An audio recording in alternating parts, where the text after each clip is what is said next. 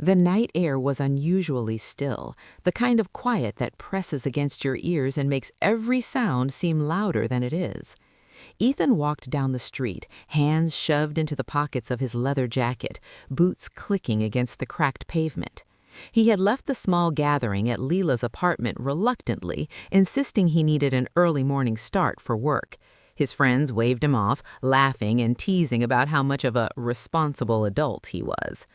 No one noticed the shadow at the edge of the street, crouched just beyond the reach of the flickering street lamp.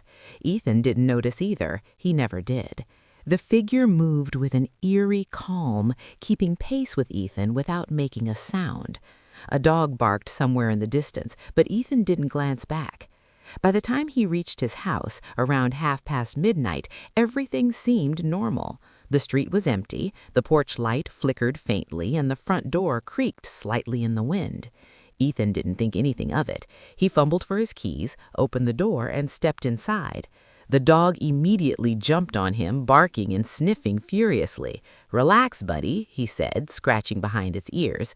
But the animal's unusual agitation set a tiny nagging worry in the back of his mind. He tossed his jacket onto the hallway hook and leaned against the doorframe, stretching his arms. His apartment was quiet, almost too quiet. He thought about grabbing a cup of tea before heading to bed, but paused when he noticed something strange. On the kitchen counter sat his wallet. He never left it there. Normally, it was tucked into the pocket of the jacket he had just hung up. A cold shiver ran down his spine. Ethan shook his head, trying to laugh it off. "I must have left it out earlier." He brewed the tea and carried it to the living room, where he sat on the couch scrolling through his phone. No messages, no notifications, except for one odd email with a subject line that simply read, "I'm watching." He frowned, heart racing. The message was empty, the sender unknown. He tried calling the number, but it went straight to voicemail. A sense of unease settled over him, but he convinced himself it was probably a prank. Still, sleep didn't come easily. The shadows in the corners of his apartment seemed darker than usual, and every small creak of the floorboards made him tense. Morning arrived with sunlight streaming lazily through the blinds. Ethan's phone sat on the counter, vibrating relentlessly with missed calls and texts from Leela, his closest friend. He groaned, reaching for it, only to find the battery dead. Strange. He was sure he had charged it overnight. Shrugging it off, he got ready for work, telling himself to shake off the weirdness from the night before. But when he stepped outside, the world seemed off. The street was emptier than usual. The neighbor's dog, usually barking at every passerby, was eerily silent, and the front door to his car was slightly ajar. By mid-morning, the situation escalated.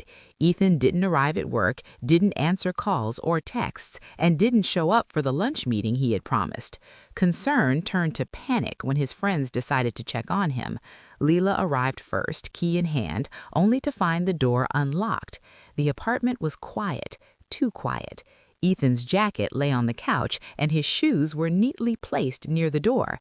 Nothing seemed disturbed. Leela called his name softly, then louder. "Ethan, are you here?" The only response was the muffled bark of his dog from the porch.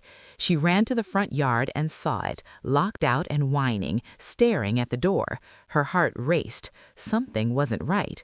She called the others, who arrived quickly, their faces pale and anxious. The group searched every room, every closet, every corner, but there was no sign of Ethan. No note, no struggle, no clue to his whereabouts. It was as if he had vanished into thin air. Leela's phone rang, one of Ethan's co-workers reporting that he hadn't shown up either. The pattern was undeniable. Ethan was missing. In the panic, one of the friends noticed a piece of paper partially burned in the fireplace. Curiosity turned to fear as Leela carefully pulled it out with a pen. The words were barely legible. "Don't trust anyone." The air seemed heavier now, oppressive. The dog barked again, this time at the edge of the yard at something unseen. Leela and the others looked around nervously. Shadows stretched along the street, elongated by the morning sun. For a moment, they thought they saw someone moving just beyond the hedges, a figure, tall, cloaked in dark clothing, watching them. Leela's phone buzzed again, this time with an incoming call from an unknown number. She answered hesitantly. "Hello?" No voice came through, only the sound of heavy breathing. Then a click. The line went dead. Panic fully set in. Friends called the police, giving every detail they could. Detective Marcus Hale arrived, a man in his late 40s with sharp eyes and a calm demeanor that contrasted the chaos around him.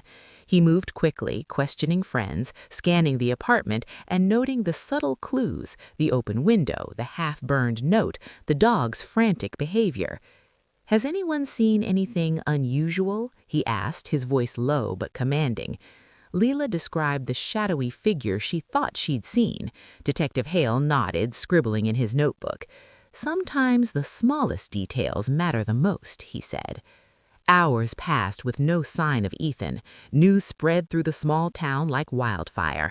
People whispered about what could have happened. Was it a kidnapping? Did he run away? Or was it something worse?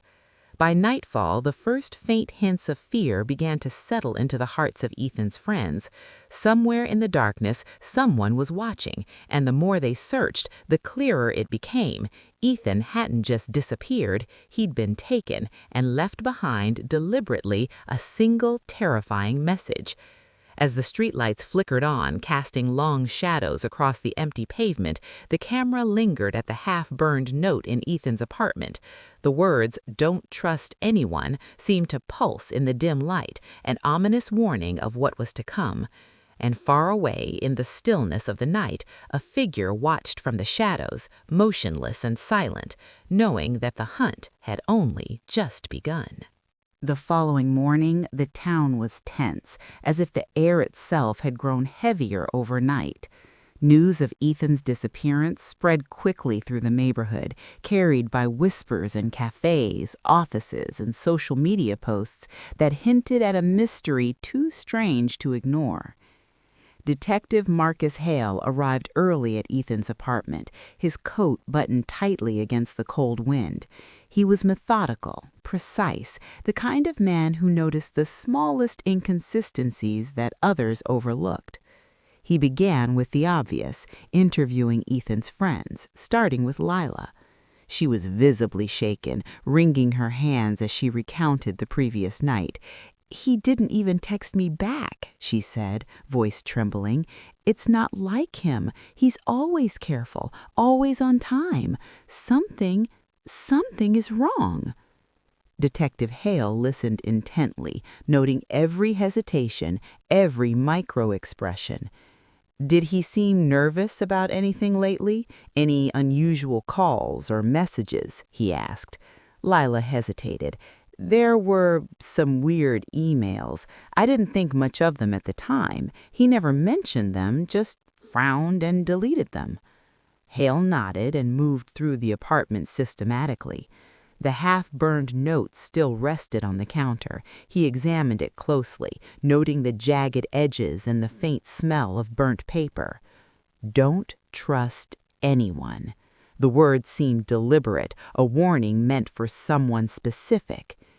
In Ethan's bedroom, Hale noticed something subtle, a drawer slightly open that wasn't in its usual place. Inside, neatly folded, was a torn piece of a notebook. The handwriting was familiar, Ethan's, but the message was cryptic. "I saw what you did." Hale's brow furrowed. He knew this was more than a simple disappearance. Someone wanted Ethan silenced. Hale interviewed the neighbors, but none had seen or heard anything unusual beyond the faint glimpse of a shadow the previous night. The town, usually quiet and uneventful, now felt alive with suspicion. Every glance seemed loaded with potential secrets, every closed door hiding possibilities. Meanwhile, Lila and the group of friends began their own informal search. They scoured the streets, checked parks, and revisited the small alleyways Ethan sometimes used to jog late at night. It was during this search that Lila remembered something odd from the night before, the way Ethan had checked behind him repeatedly, as though someone was following. She mentioned it to Hale, who immediately considered it a lead. Security camera footage from a convenience store near Ethan's apartment provided the first concrete clue. Ethan could be seen walking home, a bag of groceries in one hand, hood pulled up over his head. Behind him, barely noticeable at first, a tall figure with a dark jacket kept pace, hands hidden in pockets. It was impossible to tell much, but the figure's presence was deliberate, calculated. Hale froze the footage, studying each frame. "This isn't random," he muttered. "Someone knew his route. Someone was waiting." The tension within the group of friends began to mount. Each interaction carried unspoken suspicion. Lila noticed small things, a coworker asking too many questions about Ethan's schedule, a friend avoiding eye contact, even a neighbor who seemed overly curious about the police presence. Hale encouraged them to stay vigilant, but warned against paranoia, yet the unease was palpable. Later that day, a call from a local informant added a chilling layer. A man who preferred to remain anonymous claimed that he had seen a figure dragging a large bundle into an abandoned warehouse on the outskirts of town. "I didn't get too close," the informant said, voice shaking. "It was late, but I think someone was hiding something." Hale immediately drove to the location, his instincts sharp. The warehouse was a rusted, forgotten structure, vines crawling up its sides, windows shattered, doors hanging loosely on their hinges. Hale moved cautiously inside, flashlight cutting through the darkness. The air was stale, heavy with dust and mildew. Nothing moved. Nothing, except for strange markings on the walls, a circle crossed by a jagged line drawn hastily with what looked like charcoal. Hale's gut told him this wasn't random graffiti. It was a message, a signature, a warning. Back in town, tension escalated further as the friends discovered another clue in Ethan's apartment. His wallet was missing. Only the essentials remained, ID, a few cards, but the cash was gone. It was as if someone had carefully selected items to remove, leaving behind personal effects as a signal or a puzzle. As evening fell, Hale reviewed all evidence again. The trail was fragmented, yet patterns began to emerge. Ethan had been cautious, but someone knew him well enough to anticipate his routines. Someone had been watching him, following him, and possibly planning his disappearance for days or weeks. Meanwhile, in the shadows, the figure who had followed Ethan waited, watching the police, watching the friends, calculating every move. A camera from a neighbor's yard captured a glimpse, a hooded silhouette retreating into darkness. The audience, like the characters, began to realize that this was more than a simple abduction. It was a carefully orchestrated game, one that Ethan had been unwittingly drawn into. Late at night, Lila sat alone in Ethan's apartment, staring at the note. The words seemed almost alive, pulsing with meaning. "Don't trust anyone." She shivered, suddenly aware of how much she had taken Ethan's presence for granted, how quickly life could unravel.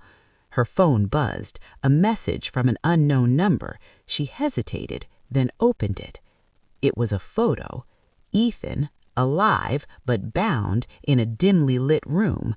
A single word accompanied the image: "Soon." Lila's heart raced. The detective needed to see this immediately.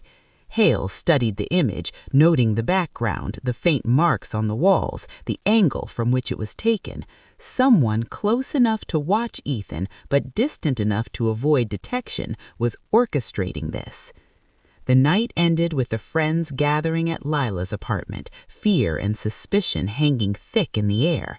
Every small noise outside, every shadow cast by streetlights made them jump. Outside, a figure watched silently, knowing that each moment of panic served their purpose. Hale left the apartment building, standing under the streetlight, piecing together the threads. He realized that Ethan's disappearance was no random act of violence. It was deliberate, calculated, and whoever was behind it was methodical, patient, and dangerous. The camera panned back to the warehouse on the outskirts of town, faint light from inside flickering through broken windows. The symbol on the wall, circle crossed by a jagged line, glowed faintly in the shadows, as if daring the police to follow. The hunt had only just begun, and Detective Hale knew it would take every ounce of his skill to uncover the truth before it was too late. The night ended with silence, but not peace. Somewhere in the darkness, Ethan was alive, and the person who had taken him was waiting, planning, and watching. The tension in the town was far from over. The forest outside the town was dense, quiet, and foreboding. Detective Marcus Hale crouched behind a cluster of brambles, flashlight sweeping across the muddy ground. The tip had come from an anonymous source. Ethan's phone had pinged here in a remote area near the old logging road. Hale had brought a small team, but the night's darkness made every sound, crunching leaves, distant owl hoots, amplify his nerves. The first sign was subtle, a backpack half buried in the mud, soaked and torn at the seams. Hale's stomach sank. Next to it lay a single sneaker, mud-caked, unmistakably Ethan's. The detective moved closer, careful not to disturb the scene. Every instinct screamed that this wasn't just a clue, it was a warning. Inside the backpack, Hale found the first horrifying evidence, a small blood-stained notebook. The handwriting was frantic, scrawled in both black ink and pencil. There were notes Ethan had never shared with anyone, lists of names, observations, suspicions. Some entries were cryptic, others chillingly specific. Daniel has been watching. He knows I know. I can't tell Leela. I'm too close. Don't trust anyone. Hale's mind raced. Daniel, the seemingly unremarkable coworker, was on the list. But why? And why hadn't Ethan confided in anyone? Hale examined the notebook page by page, realizing that Ethan had stumbled into something dangerous, something that someone wanted buried. A sudden noise, a twig snapping nearby, made Hale spin, flashlight cutting across the trees. For a moment, nothing moved. Then a figure darted between the shadows, vanishing before Hale could approach. A chill ran down his spine. The kidnapper was close, watching, calculating. Meanwhile, in town, Leela and the friends waited anxiously at Ethan's apartment, phones in hand. Hale called to report the discovery, his voice tight with urgency. He's alive. I think he's alive, but we're running out of time. Someone doesn't want him found. Leela's grip on the phone tightened. Fear mingled with guilt. Had they overlooked signs, missed something important? The next lead came from the notebook itself. A page included a sketch of an old abandoned house on the outskirts of town. The walls were marked with the same strange symbols Hale had seen at the warehouse, circles crossed by jagged lines. This connection was no coincidence. Someone was leaving a trail, but not for the police, for them. Hale and his team approached the house cautiously. Windows were boarded, paint peeling from years of neglect. The front door was ajar, swaying slightly in the wind. Hale signaled his team to stay sharp. Flashlight beams swept the interior, dust, broken furniture, cobwebs, and then a small set of stairs leading to a basement. It was here that the truly terrifying clue appeared. The basement door was locked with a simple padlock, but one corner of the floor showed signs of recent disturbance, mud tracked in, scratches along the wood. Hale pried open the lock, adrenaline pumping. Inside, the air was heavy, musty, and metallic with the faint scent of blood. Nothing and everything was in that room at once. It was empty of Ethan, but the walls were covered in obsessive notes, symbols, and warnings. Every surface had a message. He's watching. He knows. Don't come alone. Papers littered the floor, torn pages from books, notebooks, some smeared with red stains. Hale's stomach churned. Whoever had brought Ethan here planned it meticulously, leaving psychological breadcrumbs meant to terrorize anyone who discovered them. Among the papers was a single item that froze Hale in place, a torn fragment of the note Leela had found in Ethan's apartment. It was the missing piece. Someone had deliberately left it here, a sign that they were aware the investigation was closing in. It was both a taunt and a warning. Meanwhile, a storm began to brew outside the old house. Rain pattered against the roof of the old house, wind whistling through broken window panes. The shadows in the basement seemed to lengthen and shift as if alive. Hale's team cleared the house, but it became clear Ethan wasn't here yet, and the clock was ticking. Back in town, Leela received another message on her phone. It was an image. Ethan, tied to a chair in a dimly lit room. His face was pale, eyes wide with fear. Behind him, the same symbol from the basement was drawn crudely on the wall. The message, soon. Leela's hands shook as she showed Hale over the phone. He frowned deeply. The kidnapper was taunting them, making them aware of the hunt while still staying one step ahead. Hale returned to the team at the house, his mind racing. He pieced together what the notebook, the house, and the messages revealed. Ethan had been kidnapped not randomly, but by someone he knew, someone capable of careful planning, patient observation, and psychological manipulation. The fragmented clues weren't sloppy, they were deliberate. The kidnapper wanted the police to find the trail, but only enough to play with them. As the night deepened, Hale's team set a perimeter around the abandoned house and nearby woods. They knew the danger was imminent. A shadow moved at the edge of the flashlight beams, a figure darting between trees, unseen, then gone. The detective's pulse quickened. Whoever this was, they were close, too close. Hours passed. The rain intensified, washing away mud tracks and erasing evidence. Hale's mind returned again to the notebook. Ethan had written something that now seemed prophetic. If they find me, they'll see too much. Trust no one, not even those closest. The detective realized the kidnapper might be someone the group of friends never suspected, someone who blended into the town like a shadow. Suddenly, one of Hale's team shouted. Another fragment of evidence had been found, a small blood-stained handkerchief near the edge of the woods. The realization hit Hale like a punch. Ethan had been nearby, alive and struggling, but the kidnapper had moved him. They were watching, waiting for the right moment to strike again. The storm outside mirrored the chaos inside Hale's mind.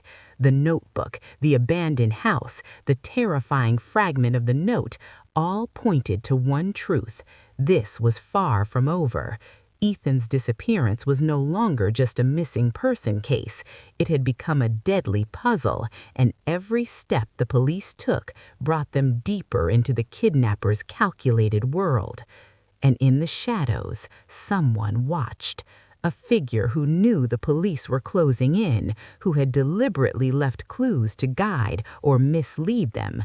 The last words scrawled in the notebook echoed in Hale's mind. Soon they'll understand why I had to act. The story's suspense had reached its peak. The clues were terrifying, the danger immediate, and the hunt for Ethan had become a race against time. Part 4 would reveal the shocking truth, but only if Hale and his team could survive the shadows that were closing in around them.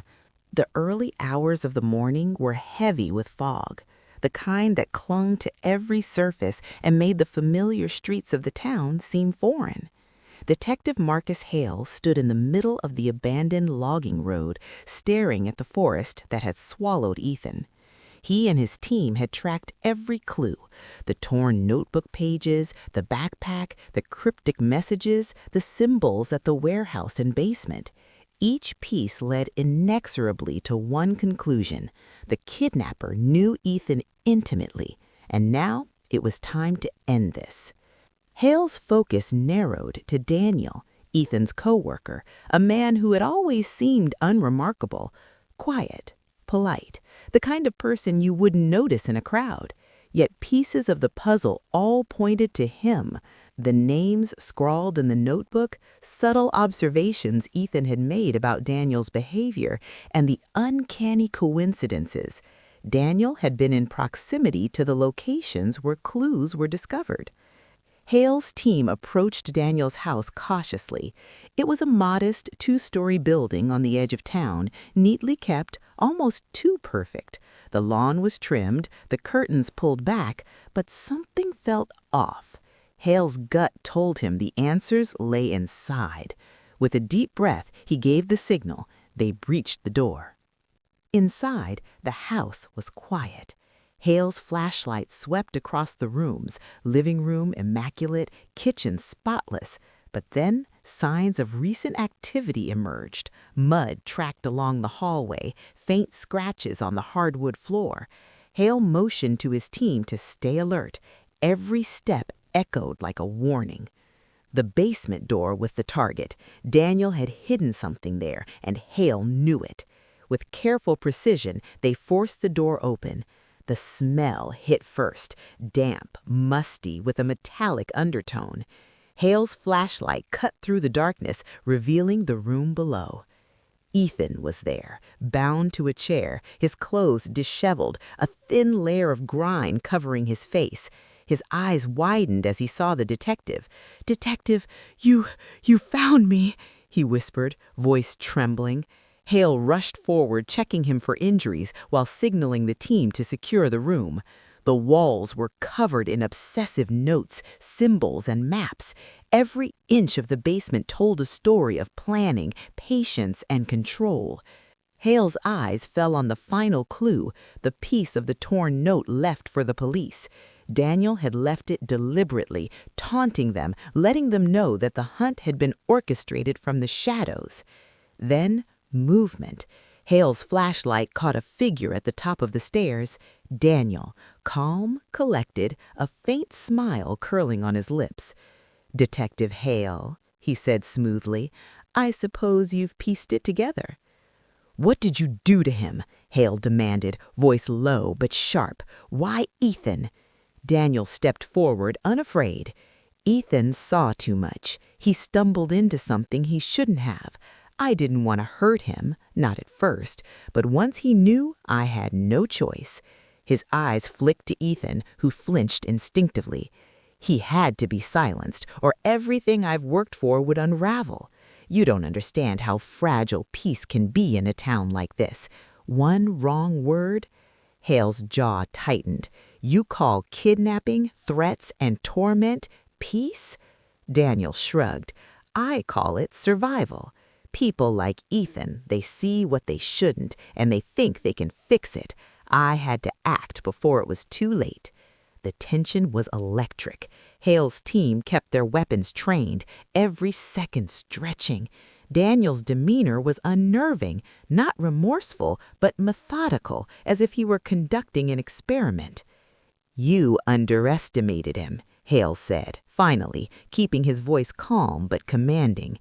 "Ethan's resourceful, and he's not alone anymore." Daniel's smile faltered slightly, but only for a moment. Hale had predicted his next move, a distraction, an attempt to flee or harm Ethan. Hale signaled his team, and in a swift, controlled maneuver, Daniel was restrained before he could act.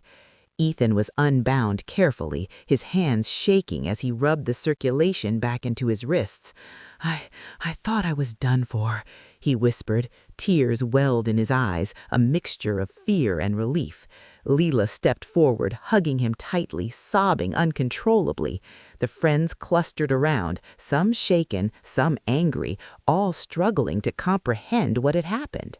Hale surveyed the basement again, noting the obsessive detail of Daniel's planning. Maps, photographs, notes, all pieces of a meticulous operation designed to terrify, manipulate, and control. he realized how close they had come to losing Ethan permanently. As the police led Daniel out of the house, he finally spoke again, voice eerily calm. "You think this ends here. The world is full of people who see too much. This is just the beginning. You'll see. Others will come, and they won't be so careless." Hale didn't respond. He focused on Ethan, who was safe now, but deeply traumatized. The friends escorted him home, the first rays of dawn breaking through the clouds, softening the night's terror. Yet the memory of the basement, the notes, the cryptic symbols, and Daniel's words lingered like a shadow over them all. In the aftermath, the town tried to return to normal, but the sense of unease remained. Friends and neighbors looked at each other differently, aware that someone they trusted, or thought they trusted, could harbor darkness. Hale filed his report meticulously, but even he couldn't shake the feeling that the danger wasn't fully over. Ethan returned to his apartment, but sleep came fitfully. Shadows seemed to move in the corners of his eyes, and every unknown number on his phone made him tense. He had survived, but trust had been shattered. He realized that the terrifying truth wasn't just the crime committed, it was how close it had been, how carefully someone had manipulated events, and how fragile life really was. The final scene of the story lingered on the fog-covered street outside Ethan's home. A faint silhouette watched from the shadows, motionless. Hale's words echoed in the reader's mind. Appearances can be deadly. Never underestimate the ordinary. Even with Daniel behind bars, the town and Ethan's life would never be the same. The hunt had ended, but the fear remained, and somewhere unseen, someone else might be waiting, watching, planning. The story closed with a sense of uneasy resolution. Ethan was alive, Daniel was caught, but the darkness that had loomed over the town had left its mark. Trust had been broken, innocence shattered, and suspense remained, a reminder that terror often hides where you least expect it.